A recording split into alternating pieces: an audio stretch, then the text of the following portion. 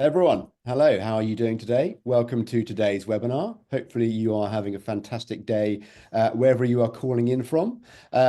Things look like they're kind of going pretty well on this side. The technology is working. We have got all of our panelists with us, which is good news. Um, can everyone, if you can find the chat function at the bottom of your screen, just give us your name, say where you're listening in from today. That always helps to kind of localize and personalize the kind of conversations, and always great to see old friends and some new faces in there. So please do let us know. Give us your name, where you're calling in from. That would be wonderful. But we have got an hour of great in-depth discussion, kind of focused around reviews and reputation, really focused off the back of our latest installment of the Local Consumer Review Survey. And this is sort of the state of reviews in 2025. We're going to set the scene a little bit. Our very own Sammy Paget, who is our sort of head of research and has conducted this research, is going to come and sort of set the scene for us, looking at some of the key highlights and insights from this year's survey, also relating back to previous years to see what the kind of direction of travel is.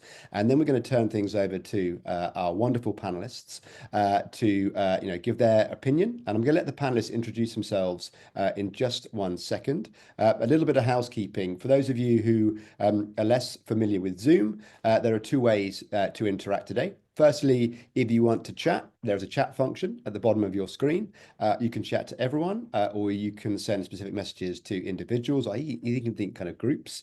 And there's also a Q&A function as well. So we're going to spend about first 45 minutes talking through the kind of content, getting the panelists to kind of share their expertise, insights, and opinions. Hopefully we'll get lots of juicy debate and some good challenges of each other's points of view so that we can learn a lot from today. And then we're going to turn things over to you. We're going to go to the Q&A. And when the questions get put in there, you can upvote questions. And so we're going to start at the top with the most popular questions that get upvotes and kind of work our way down. So that is the plan. I think let's go straight into introductions then. Julian, you're up first. Awesome. Thank you. Thank you for having me. Happy to be here. As you can see on the screen, I am a senior manager of SEO at Asurion, as well as New Brick I Fix by Asurion. We have a retail chain of close to 700 locations in North America. And I also run my own boutique agency, Advertising Commissions LLC, where I help a range of different businesses, local, national, and international, increase their visibility in search. Wonderful. Thank you, Julian. That's a great summary. Next up, we have Mike Blumenthal. Over to you, Mike. So, Mike Blumenthal, a bon vivant and perennial curmudgeon who has a lot of opinions. So I'm perfect for your show.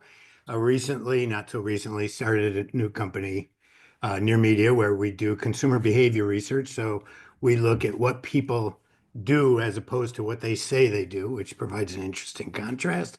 Prior to that, I was co-founder in Gather Up and Local U, and I don't know. I've been around forever. If you don't know who I am by now, you can look me up on the internet. Thank you, Mike. You've also been, a long-time friend and contributor to many things that we've done at BrightLocal. So thank you. Great to have you on again. And last but not least, we have Greg Sterling. Yeah, hi. Thanks for having me. I'm Mike's partner in crime at Near Media. I've done a lot of things and been around a long time for 20 plus years in this local digital space. I also have another research initiative called Dialogue, which is tracking AI in the local market, separate from Near Media. But I'm excited to be here, and reviews are central to the whole marketing proposition in local, so eager to get into it. Fantastic. That's great. So yeah, we've got perspectives from obviously, three different panelists, three different backgrounds, lots of history and tenure in the local search industry and related industries. So that's fantastic. Thanks for having you on. I failed to introduce myself to those who don't know me. I'm Miles Anderson. I am one of the co-founders and also the CEO of BrightLocal. Brilliant. So fantastic to have you three on. Thank you so much for giving us your time and expertise today. I'm now going to hand over to the one and only Sammy Paget, who looks after all things research related at BrightLocal, to talk us through some of the key findings and insights from this year's study that will set the course for this webinar. Thank you. Now this scary part where I try and share my screen. Okay, and despite it looking like Miles is sat in an enchanted forest, we are actually in the same building, believe it or not. Okay. So yeah, as we've said, the topic of today is very much consumer behavior around reviews. And for those of you who are not aware, we've been running the local consumer review survey now for 15 years, which gives us 15 years worth of data to look at the trends in terms of how people are reading, writing, and finding reviews.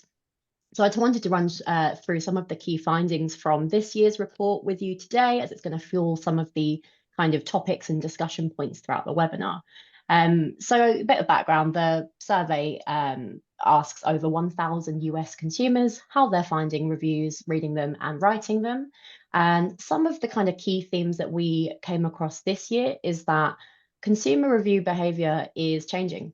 Essentially, we know that reviews are an important part of the customer journey. As business owners and marketing consultants, we know that reviews are important as a local ranking factor. But what we kind of found this year is that the things that consumers are looking at in terms of when they're looking at other people's reviews, what's important to them has kind of changed. So we've kind of seen consumers are looking for more fact and objectivity. And I'll take you through a couple of these graphs in a moment to kind of show how we've come to these conclusions. Consumers appear to have lowered their expectations around some of the review factors they're looking at, like how recent a review is and the average star ratings that they're seeing. But ultimately, they still feel that experiences should be memorable in order for them to be writing about them. So looking at some of the data around facts and objectivity, the last few years, we've asked about the review factors that people think are important when it comes to reading other people's business reviews. So as you can see here, in 2025, we can see that it's actually less important to consumers now to be reading about positive reviews, which suggests to us that they're kind of more willing to be looking at all types of experiences and making their kind of objective decisions themselves. And the other thing we can kind of see is that they are still paying attention to the detail of the review. So if we put those together, people aren't as bothered about it being solely a positive review. They're looking for the detail, they're looking for the length. They're going to spend some time going through those to make those decisions for themselves. When we come to the platforms they're looking at, we've seen a really big upward trend in consumers turning to local news outlets for business reviews as well. I think we're probably going to chat about this a bit more throughout the webinar in terms of why that might be. But it kind of shows as well that consumers are looking to other sources to kind of find out fact about local businesses and sort of verify that information for themselves. When we go on to the topic of lowered expectations and what that might mean, here we can kind of see where we've been asking about recency. Over the last couple of years, the fewer consumers are actually expecting reviews to be as recent as 2 weeks old, which could show that their perception of recency has kind of changed. So they're more willing to accept reviews that have been written in the past month as recent. So that's kind of changed. And then if we look here at their expectations around star ratings, we can see there's an increase in the percentage of consumers saying that star ratings don't actually impact their decisions. So all of this kind of together is showing the picture that they're reading the detail, they're reading different experiences, they're not kind of swayed so much by what you might call vanity metrics, even though they still are important to us. If anything, it's kind of maybe it's a good thing for businesses to know that it's not the be all and end all if your business doesn't have 4-star reviews, 5-star reviews. People are still willing to kind of read that, make their own decisions about you.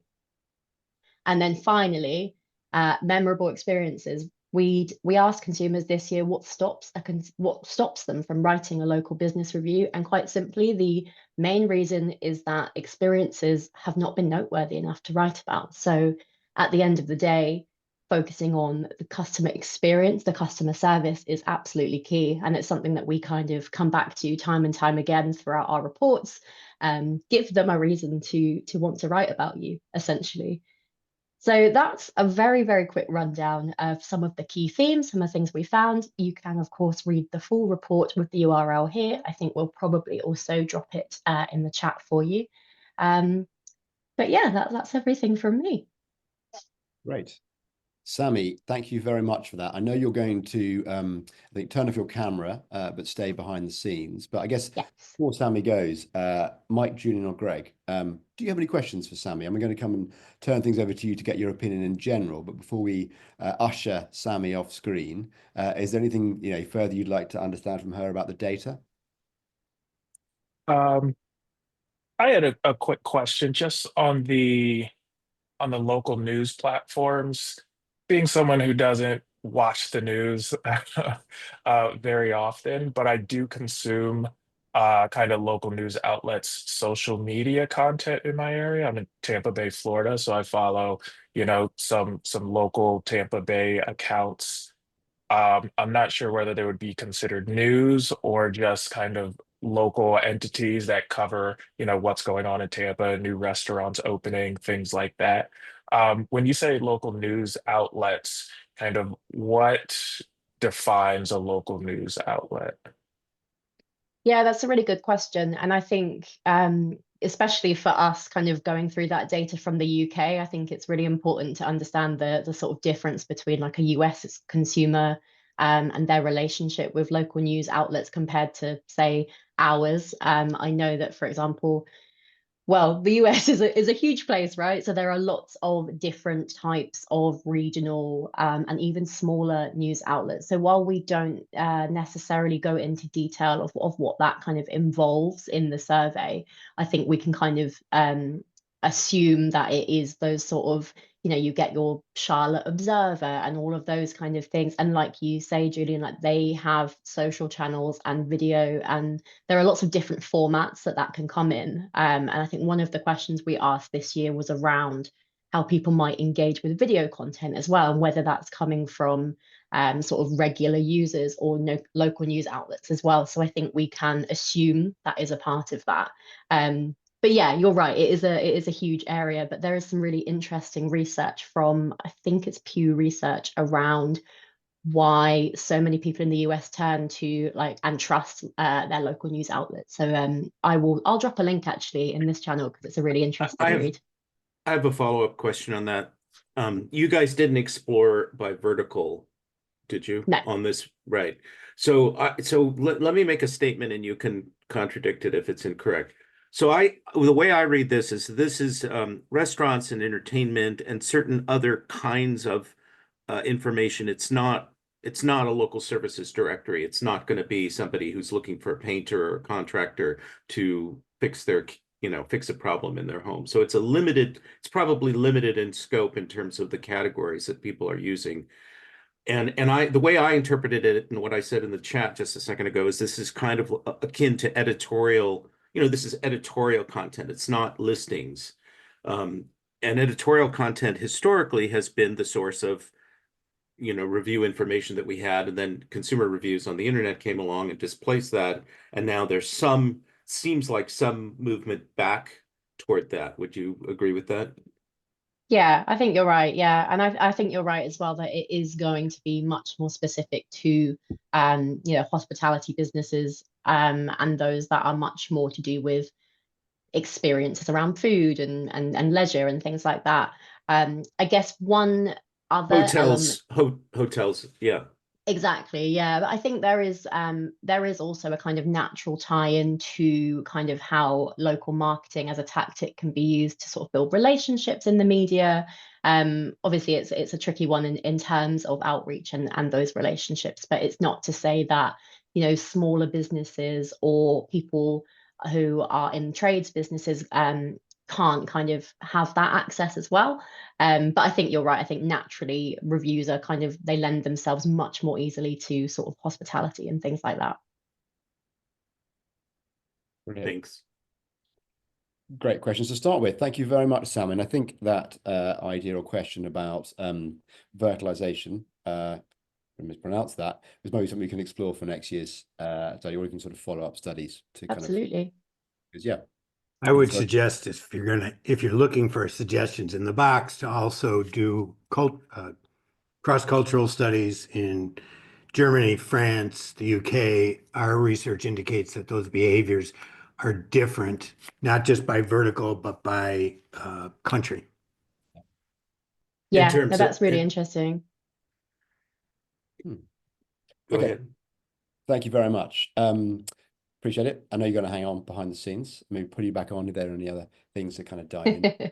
Thank you. Great. So guys, obviously we've talked, we asked kind of questions, which I think was one of the most curious ones already around kind of news outlets. But I'd love to kind of get your, your side of a 10 on things that you find interesting about that, or how you might kind of extrapolate out from what we've heard into, your own experiences around, customers you work with, the other sort of studies that you might do at sort of near media. Why don't we go around the clock? I've got Mike on sort of top left of my screen. So Mike, start with you. This is the local media question? Or, Anything about the study or anything related to that you find curious? well, what I find interesting, well, firstly, this is consumers reporting on, this is self-reporting, right? So any survey, while it may be consistent year to year, is how consumers think they behave.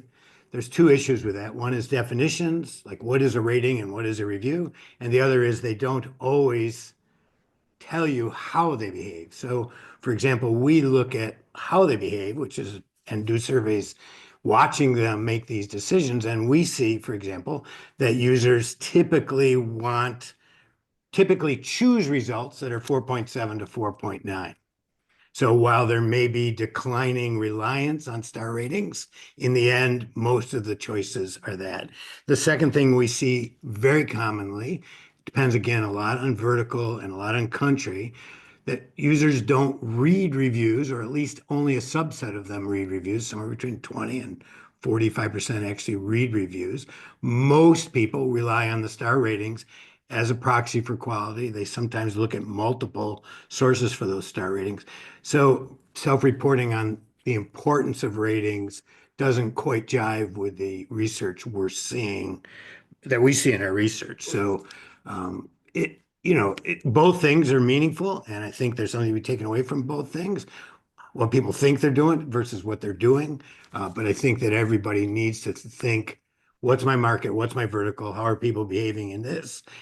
As opposed to averaging that out over a broad swath of verticals. Okay. Let me add something to that if I can, Miles. Is that Yeah. okay? I don't want to speak out of turn. Jump in. Please I jump in. think I do a lot of surveys also. We've done a bunch of surveys, and I've done them independently. And I think what you're getting in a survey is you get a consumer answering a question in the abstract at a point in time. It's not necessarily inaccurate in the sense that they believe what they're saying, and that may reflect their behavior abstractly to some degree, but their surveys are always directional. I think what Mike is saying is that in a particular context, which is where some of our user research, our user research is contextual, vertical, do this thing, and we watch them. That changes behavior. So, for example, behavior in a restaurant category is going to be very different than in a healthcare. If you're looking for a doctor, the things that you're going to be doing there and the expectations that you might have might be quite different than if you're just looking to go out to lunch or dinner somewhere. So when you add context and highly specific circumstances, I think then that is when the behavior is quite variable. So surveys are very valuable, but also for marketers, as Mike said, need to really understand their category and their customers and what's going on in that particular situation. I think that's a great topic to explore, just around understanding how different consumers behave around different types of purchases, but how, if you are a marketer working across many different verticals, what can you learn from this? What can you take away that you can guide your actions? Julian, let's bring you in. What's what kind of stood out to you in that? Obviously, you asked a question about the kind of local media outlets, but kind of beyond that, anything that really kind of resonates with you? Yeah, there were a few things, and these are I've experienced them kind of in my personal life and then professional as well. The rise of video reviews is particularly interesting to me. Um, just as I I have a younger sister who's 23 now, and she lives on TikTok. But watching her behaviors as a consumer is totally different from mine. And she really, TikTok is the first place that she goes, or YouTube Shorts, for various industries, whether it's makeup, definitely fashion. Like she will not purchase anything unless she sees it in video on other people that look like her. And that's, I think that's probably a microcosm of her entire kind of generation, where it's like I can see somebody spinning, twirling, dancing, 360 video, them running down the street wearing what maybe I want to purchase, and I can actually see, what it's going to look like on someone of my height, my build, my skin tone, and things like that. And just being able to have that at a moment's notice, being able to search on some of these platforms, is very, very different. And I've started to experience that now when I'm doing some online shopping. Is I'll be like, okay, a lot of the big brands now will put their Instagram feed, and their Instagram feed features regular people who tag themselves in the products. So instead of, models and Photoshop pictures, which always look amazing, now you get to see regular people using the products, wearing the products, depending on what it is. And I think that's kind of, that authenticity is very different than some traditional marketing. You do have to, delineate between paid, UGC ads these days and actual customers who are just sharing something.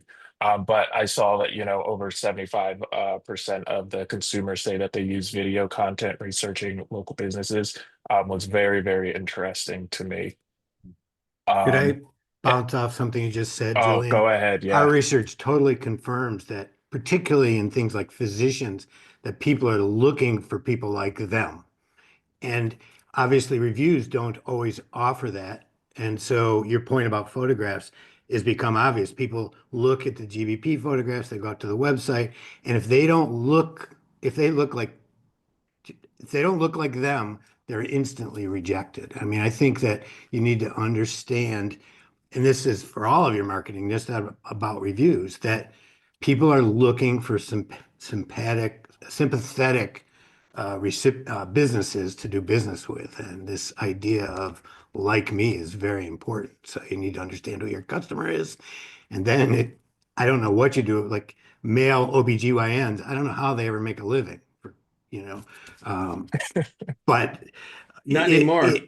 if that's the case, then you really have to understand that that's a major objection. And it's not just skin color; it's everything, right? I mean, it's Yeah. So couple of quick points. I mean, I mean, I think Julian is exactly right. I have a 25-year-old daughter, and she rarely goes to Google to find anything. And one of the really interesting findings and themes, I think, that comes out of the longer retrospective that we didn't get, that BrightLocal has done about their 15 years of consumer reviews, is I think you see two things. For me, this may not be BrightLocal's interpretation, but for me, you see people starting to diversify their sources of information. That's been happening, and that's to some degree a function of trust in the veracity of reviews, but it's also a reflection of the fact that there's so much more information. So as Julian was talking about, people going to TikTok or Reels to get information, or YouTube Shorts. And the local news is a version of that to some degree. So people really need to understand where their customers are going to find information. What's the customer journey? And then there's the decline in trust, which I alluded to. I think this year's data in particular saw a pretty significant drop in review trust, if I'm not mistaken. And that's a function of awareness of review fraud to some degree, but also just the decline in trust in Google results overall. So it's really not just about Google at this point. In the past, there were multiple sources of reviews. Then Google came to totally dominate. And now what we're seeing, I think, is a movement to some degree away from Google. Google may be the single most important source, but there are people looking at other sources now, either to hedge and verify what they see on Google or as alternatives. Got 1,000 questions, but I'm going to try and pick up a couple of key ones. Julian, your example was great and talk about your personal experience because of your sort of sister, but talking very much about sort of very visual, sort of personal kind of lifestyle kind of products. You work at Asurion. Asurion provides and fixes appliances and gadgets and screens, etc. But it's quite a utility type thing versus, let's say, an item of clothing. When you see things like, people mirroring, who you see as yourself in life, but also wanting to kind of get a video about a product. Are you using that at Asurion? Can you see that translating over and being as valuable for a business in your space versus a business in the kind of sort of fashion lifestyle space? So it's a little bit different, but what we've seen is a lot of, help with before and afters, some visuals of things being repaired. Uh, One of the things that is happening now with the right to repair in our business is, you have to choose between where, sometimes we're fighting the DIY, the do-it-yourselfers who maybe want to do it themselves. Um, but our kind of take on that is that's perfectly fine. We want to help customers, whenever, wherever, however they would like to be helped. So we have, a plethora of content that's around fixing things yourself. And so we do have video content on that, tutorial guides, how to do this, how to fix that, if you are so inclined and technically inclined to be able to do some things yourself. But we found is a lot of times it's way more technical and harder than you think it is. And that happened to me as well before when I wanted to replace the battery on my MacBook Pro. I think it's a 2014, whatever the year, they make it very difficult to remove the battery. And you have to, buy some stuff that dissolves the glue and you can't get it on anything else. And once I watched the video and it was an hour long on how to do that, I immediately was like, okay, I'm taking this to the shop. This is not my bag. So there is, however you use that video, it's really just knowing your customer, how they consume content, and then being where they're going to consume that content, and helping them, whether they're coming into your shop or business or not, they know you're the expert on the subject. So maybe next time they have an issue that they can't fix themselves, but they know you're the expert, so they're likely to bring it to you. Yeah. Thank you, Julian. I guess just to try and draw a thread around this for a lot of the kind of marketers sitting in here who probably cover a whole wide range of industries that they work with in their kind of local area or regionally or nationally. How should they be thinking about, utilizing online reviews, or understanding it to really benefit their customers in a broad range of industries? What are the, how should they be thinking about their overall approach to it, either on an individual customer basis or having a kind of blueprint that they can adapt for each one, just in the way the world is today versus where it was a few years ago when Google was absolutely the most kind of dominant force and we had less video, for example. Mike, maybe you can tackle that question. Broadly, I mean, reviews are an incredible resource and should be leveraged across all aspects of the business. I think Julian mentioned in our pre-talk that it's great intelligence, both your reviews and your competitor reviews. You can see what things are bothering people in your competitors and you can speak to those. You can see what things are bothering your customers and speak to those, obviously. You can also re-leverage the content from those reviews every place you are, your social, but also particularly we've seen in our research that consumers, when they make it to the website, still want to see review content, particularly about practitioners, and having review specific content back every place they're going to be, but particularly on your website, seems to add a lot of value. So from my point of view, you've got this review content. You should be leveraging it both for intelligence and for marketing across all the channels that you're working in. Julian, Greg, do you guys want to say anything about that? Yeah, I can jump in. More on the leveraging it for insights, because I know I'm big on this. Since we have, almost 700 locations, a lot of the time we have to look at things in the aggregate just for efficiency's sake. But then a lot of times you can find themes within the data, and so being able to pull in all your review data is you're able to parse it out, create word clouds, segment the 5 stars from the 1 stars from the 3 stars, and see if you can find themes within your businesses or locations where you're just like, okay, every time we have a 1 star review, this certain thing, this theme seems to be popping up. Like as an organization, how are we going to turn this around or handle, these insights? Same things with the 5 stars. You can say, here are things that we're constantly doing well. Let's make sure we continue these things and don't drop off on any of these points. And then you can slowly start making changes in your business, and then seeing if that's reflected in the data when you're looking at your reviews, saying, hey, we're getting less complaints about X, Y, and Z since we found out this was an issue and implemented, ABC to kind of combat that. And so kind of using those reviews, which is, I think, probably a little more accurate than kind of NPS surveys or things like that that you send out. Um, I think that's kind of a great use case. And now with AI and things like that, you can kind of do it much easier and at scale. I know if you're into that, to kind of analyze things in bulk, while also drilling um, down Yeah. there. This is the great missed opportunity of reviews, is that this is an enormous source of feedback, and you can do this for your competitors' reviews. Get a sense of the industry. What are the pain points in the industry? What are consumers don't like about what your competitors are doing? The people historically have thought of reviews as valuable for conversions, which of course they are, and then also for ranking. But this is really an enormous resource that NPS doesn't really give you a sense of anything except if people like you or don't like you. Um, uh, I had another thing I was going to say, but I'm blank. I'm trying to split my attention between the chat and what people are saying. That's like my, brain freeze. I think reviews don't just tell you whether they like you or they don't like you. They tell you why, and they give you Well, stuff. no, you're right. Exactly. You get the why. But I mean, there's also product ideas. There's operational ideas. People will tell you, consumers are hungry to give feedback to the businesses.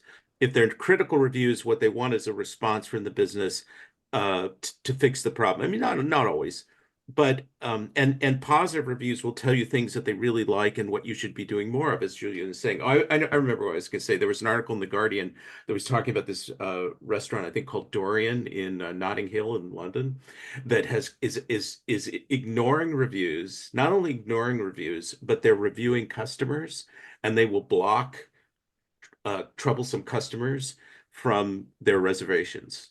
So if customers say, I'm going to write a review about this, or I'm an influencer or something like that, they're gonna block them. And they're taking this very aggressive, hostile approach to reviews, which I thought was super interesting and illustrates the frustration of a lot of businesses with online reviews and the people who leave them.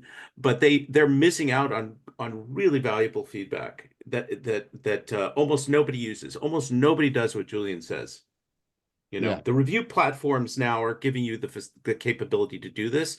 But as he said, AI gives you enormous speed, efficiency, and ability to ask very detailed questions. What are some of the operational suggestions that these reviews contain, or whatever, I think the reality there, though, Greg, is that most of these companies, given that their main mission is profit, are uninterested in changing either their policies or their processes. And if you're not looking to change those, then all you're doing is, papering over reputation, trying to look good without being good. I mean, the issue comes down to being good. And a lot of these companies, whether it's Comcast, who I just had a don't recent care. experience Yeah, they with, don't care. they don't care, or a car rental company, they don't But care. small businesses do. But small businesses, even small multi-location businesses, really need to care. Starbucks, right? So here's an example. Starbucks hired a new CEO who's doing a lot of repair work on the brand, right? The brand has really suffered. It's the McDonald's of coffee. And had they spent much more time doing data mining on the reviews, which I'm assuming they did not, they would have seen some of the problems that were starting to seep into the customer experience at a much earlier point, and they could have done an intervention. The complexity of the menu, lines that are too long, whatever. They would have seen that showing up in reviews, but they didn't. So that's a giant global company that could have benefited. Maybe they don't care. Maybe you're right. But I think they care at this point because they've seen their sales decline. I've got a question for you, which partly comes from a personal experience where I've doing some work on my house and I've had umpteen sort of trades, sort of service businesses come through. Not a single one of them has ever, asked me, A, how my experience was, and B, would I leave them, a review afterwards, which makes me think they either, get so much business they don't need it, or they don't understand the significance of it. And then interestingly, we did a survey of around 50 customers recently, a number of them marketing agencies and consultants, and almost to a person, they said, we understand that reputation is important. Our customers understand it is important, but they just don't engage in it. They almost like, it's just like they don't want to know. There's almost like there's a blocker there. Like, there's a dissonance. It's important, but I'm just not going to do anything about it. What's your take on that? And do you agree? Do you have a different take on it? I think every business is different. If you look at the lawyer down my hallway, they couldn't care less about the reviews. They're focused on criminal law. They're so busy. Everything is word of mouth. They just don't care. And it's because they currently run a great business. Now, there are other businesses that don't understand that their processes and policies don't align with consumer needs. So it runs the gamut. I don't think that you can globalize all small businesses or generalize. Every business needs to approach it differently. Some people are afraid. Some businesses are afraid. They're afraid if they ask, they're going to get negatives.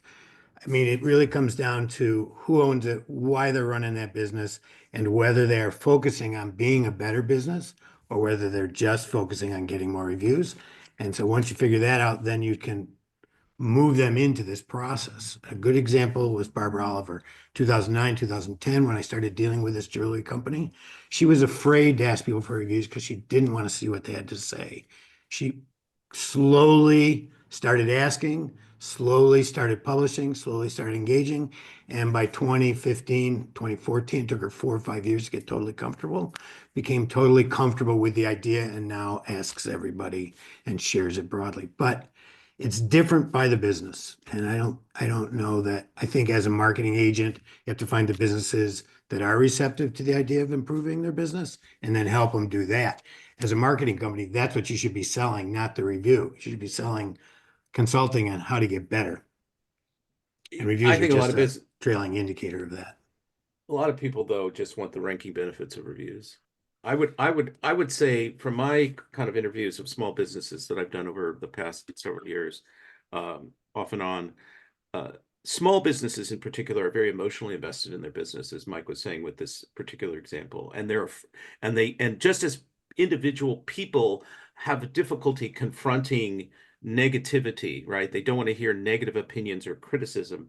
Small business owners who are pouring their soul into their work often don't want to see. They're afraid of criticism. They don't want to threaten that. It's too emotionally charged for them.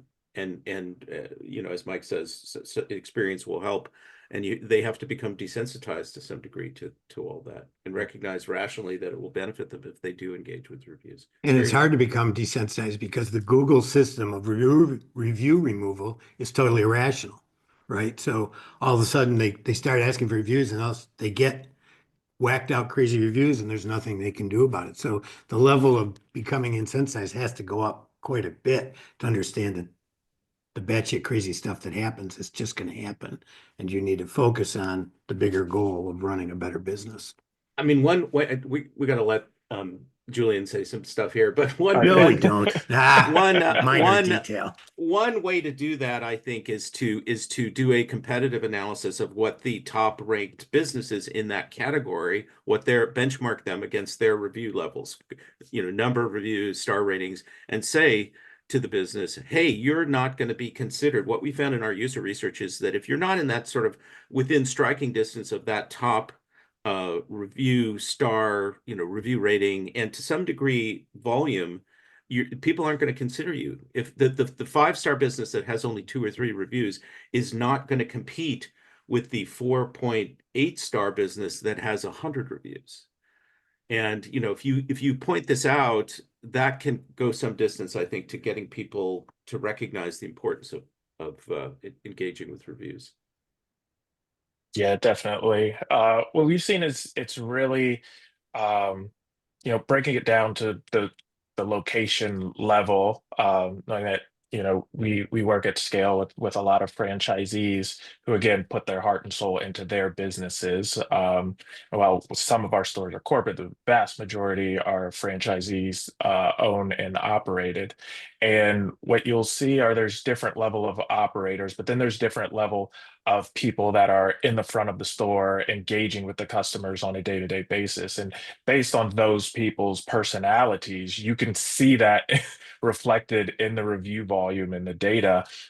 You can kind of look at a store and tell if the owner's in the front of the store versus not. You can tell kind of who's working when just by knowing their personality type and the reviews that come in that day. So I think a lot of it, I mean, 90% of it is just psychology, and working with how to break through kind of being scared or that fear of rejection or that fear of something. Because, the worst thing that's going to happen if you ask a happy customer, obviously at the point of sale or the point of contact, whether you've provided a great job or service. So from that point, I'm assuming you're not going to ask somebody that you've, fumbled the ball with to, immediately leave a review of their bad experience. So I'm just going to assume that you're only asking happy customers that you've given a superb experience to, if they would, kindly, leave a review, if they wouldn't mind leaving a review. And the worst thing that's going to happen is they say no. Most will just say yes and not do it.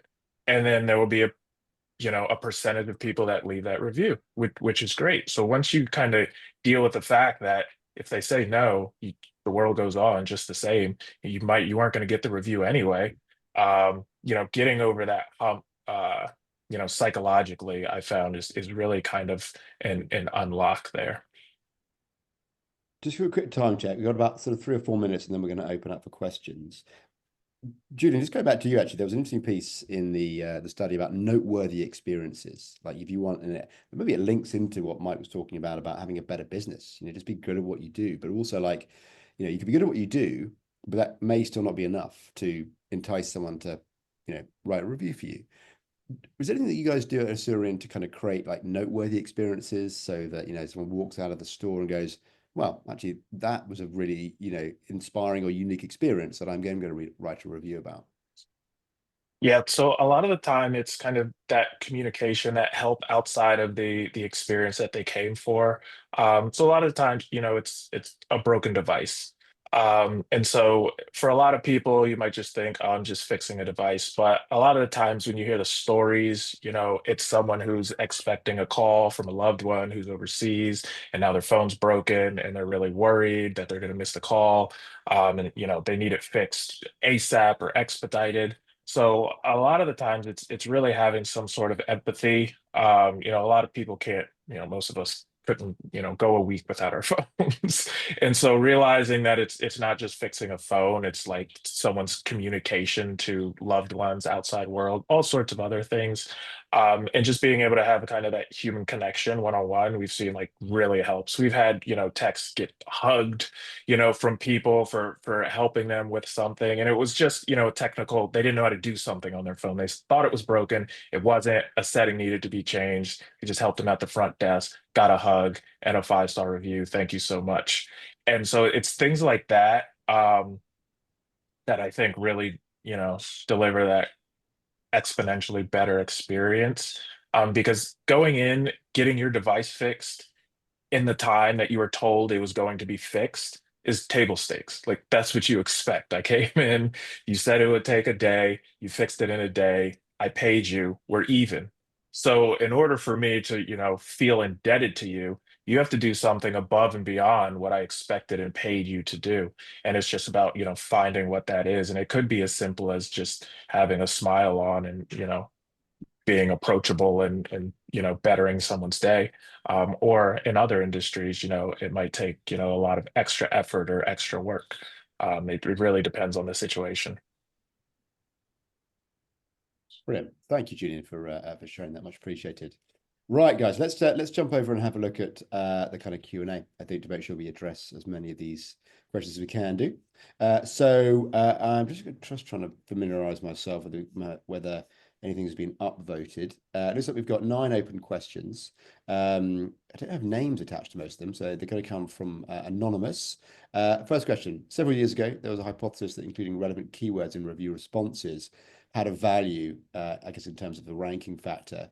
But it seems that this consensus has gone away. I guess, guys, maybe Mike and Greg, can you kind of comment to that? And there's also, outside of providing helpful, genuine response to reviews, are there any recommendations for owners in how they should be formulating their responses? So this is, I guess, around utilizing, opportunity to respond to reviews to either drive visibility or, just drive favorability. I could jump Mike, in. you want to take the keyword? Go ahead. Go ahead. Oh yeah, you can. Mine would be real quick. On the first paragraph, yeah, don't putting keywords in your responses doesn't mean anything. But the Well, it means response, I stupid, would. right? It means that somebody's trying to game the system and a customer looks at it and says, you're full of shit, right? So Yeah. it probably has a negative impact from where I sit, but go ahead, sorry. But I would just approach it as knowing, just assume every future customer is going to read your response and go into it with that. So if you're assuming every potential customer from today on is going to read your response and see how you communicate with customers, whether it's a good experience or bad experience, it might, change the way that you reply to people. But really, I just think people want to know that you give a shit. And if they can see that in your response, it'll probably go a very long way. And don't do what they do in the car rental business where the pool take care of that. But you only wrote the review after you contacted them and you know that they won't take care of it. So hearing from a support department or a marketing department that something totally contrary to the actual experience is like the worst thing that could happen, right? So, I mean, to me, authenticity, consistency between response and actual policy and process is critical because the opposite is a death knell. I mean, I'll never do business with that car rental company again.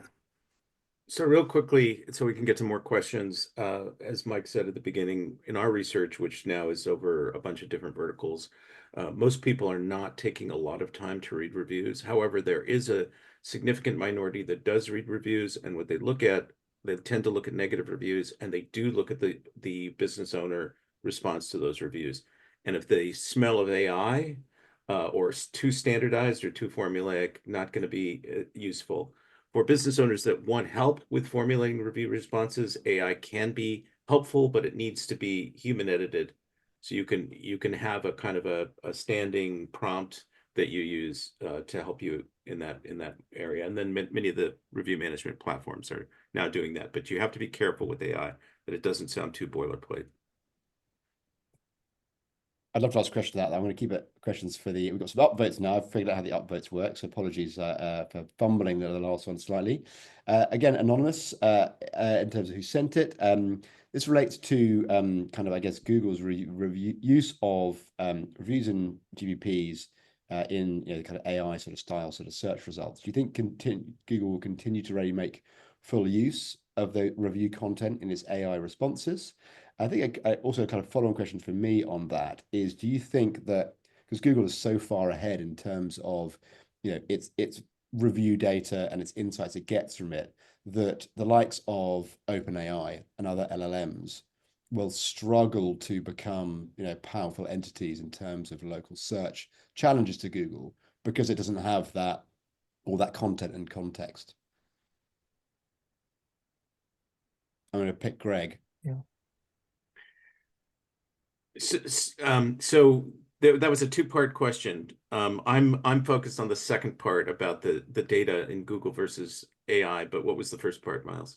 Will Google continue to make really good use of reviews from GBP in other parts of its search results, like obviously it's kind of AI curated results? Probably is the answer. I mean, Google is going to leverage every ounce of data it has to its advantage.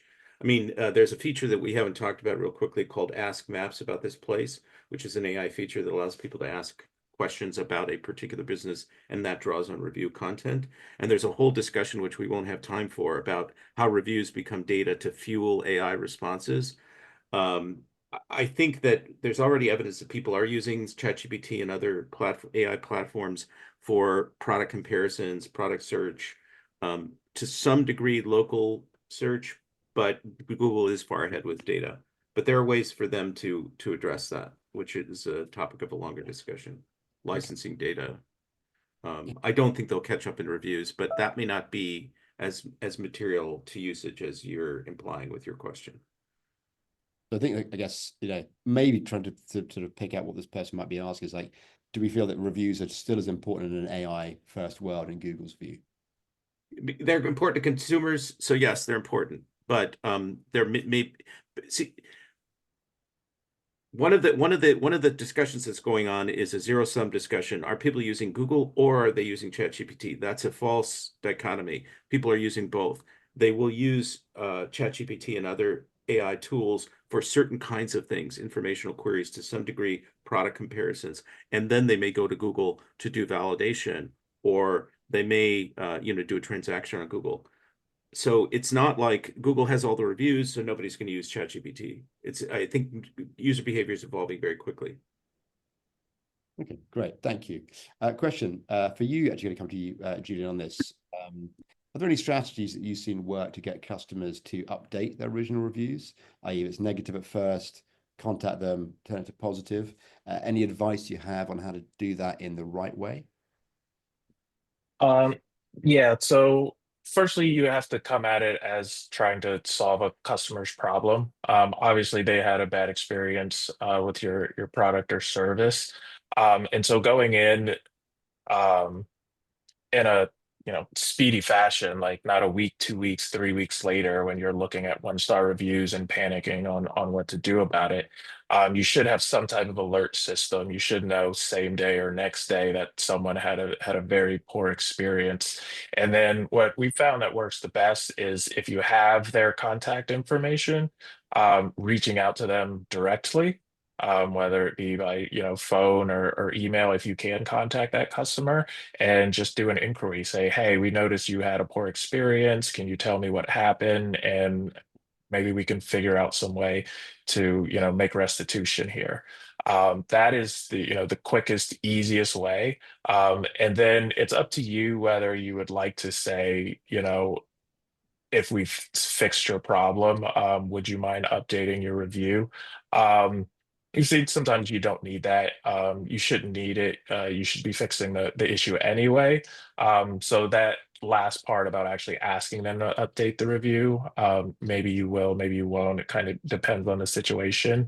But a lot of times, just reaching out and making it right, they will go back and update it on their own. Um, Outside of that, if you don't have their information, you can respond in the review. And again, give them a way to reach out to you, have it be unique and not just a template. And if there is a phone number attached, have someone answer the phone. Like there's nothing worse than calling, a line and then you just get stuck in an endless loop of transfers. And when you do get, to somebody, they have no clue why you're calling or what you're talking about. So that's my advice. Right, Julian. Thank you. We've also got a couple of questions around service area businesses. I know we've talked about a few different types of businesses here. I guess, is there anything specific that service area businesses should be doing to, capitalize on the opportunity that reviews presents to them? Anything that might be specific to service area businesses versus bricks and mortar? I'll just say, depending, it's more about the industry. A lot of the service-based businesses, obviously, you have that opportunity to talk with the customer. Most of the time, you are in the customer's home for the services or their place of business or wherever you're completing your services at. So that does automatically kind of add an instance and opportunities for communication with your client or customers. So just keeping that first, just as far as asking for reviews and things like that. It's kind of an open-ended question. For SEO type things, if that's what you are looking for, I found that not having kind of that central location in the GBP maps, a lot of the time I've been able to have success focusing on your actual website and having specific content and pages for the locations that you service, and then actually having them be unique, like finding what is the actual difference between this town and the next town over. Outside of just trying to rank for, service in this city. For an example, is, I work with some ADU, accessory dwelling unit contractors, and the zoning laws are very, very different from city to city and state to state and county to county. And so having that information, just be like, hey, here you have to do this, it has to be this far away. Here are the type of permitting you need in this county versus this county. So it's really about being creative and finding like what is the difference between this city and that city, and how can we, create content or speak to the people living here in a unique way that actually matters. So it's actual local content and not just kind of a templated thing where you're just swapping out city names. Okay, great. Thank you. There was a follow-on question to the one before, actually, about the if you were essentially able to manage a customer's experience, turn a negative review to a positive one. I guess maybe Michael Gray, do you know of kind of Google, what impact that might have on their understanding of a business? Would they pick that up? How they utilize it? Is it just the same as that review being positive from the outset? I I think it's irrelevant. Google does everything at scale, and I don't think any one review is going to have significant impact one way or the other. I think it's mostly around customer perception and conversion. I don't think Google gets down, they don't, they look at millions and millions and millions of reviews every day, and they don't worry about the individual review one way or the other. They don't even worry whether it's true or not. If that isn't obvious, you try to get one taken down. So no, I don't think that Google pays any special attention to the change. Now, that being said, if it's one of the featured reviews, that's a different story. And if it gets updated, then a year from now, maybe that feature review will get updated, which again won't be algorithmically ranking relevant, but it will improve customer view of your business. Okay, thank you. I've got time for two more questions. This one is actually about, I guess, best practices for when to contact, kind of customers after an experience. Like, is there a better time of day, an ideal time of day? Better time to use email versus SMS? How you might do it in kind of combination. I guess any best practice tactics around how to deliver the messages at the right time to get the best response. And maybe you're not bothering customers at the time that at home as parents doing parenting things, for example. Well, the sort of immediate response to that would be, sooner rather than later. But there was a study that was done. I can't remember the source. We did a little write-up of it. I'll try and find the link. That was counterintuitive. It said waiting a period of time actually delivered better results than immediately asking for a review. So it was a week or 10 days or 2 weeks or something like that. And I think that the answer is it really depends. Mike, you can give your own advice about sort of do you recall what you said in that instance, or do you not remember? I don't remember. Oh, all right. Well, I think it was just if you can quote me, I'm better off. It's just look at the patterns. Look at if you can just examine if you have any data on this, look at the patterns. I mean, generally speaking, it's too much to sort of say, oh, I'm going to send out a review request at 3 a.m. on a Tuesday morning. That's just to make you crazy. You need a process. You need to be disciplined about it. It's a numbers game, and ask people, maybe remind them once, don't pester them. Some people are going to have better response with immediate follow-up. Some people with a short lag between the service and the experience and the review request. I mean, don't wait 6 months. Don't wait, a month. People won't remember. So it needs to be within a time window, but you should experiment, do a little test. Ask immediately versus ask a week from now, that kind of thing. Although somebody mentioned SMS in healthcare, and I've got to say personally, I find SMS in healthcare to be the most annoying intrusion into my life of any ask. And healthcare is both private and it's like I don't need to be asked for a review every time I go to the same dentist I've been You going to for 10 years.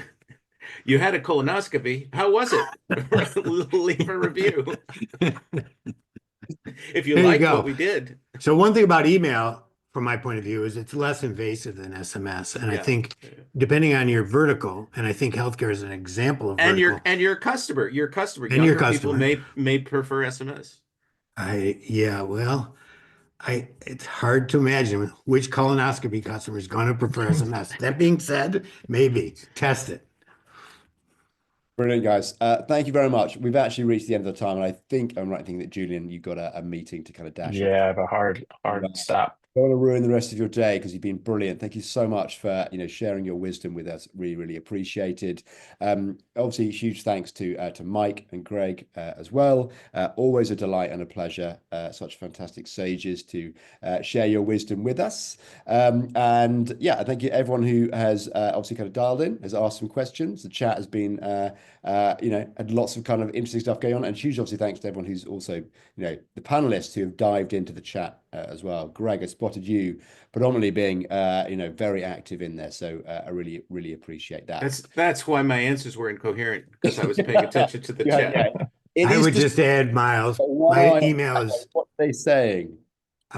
my email is mblumenthal@nearmedia.co. I have an open email program. If you want to email me the questions that you didn't get answered, I'd be glad to take a shot at them. So mblumenthal@nearmedia.co.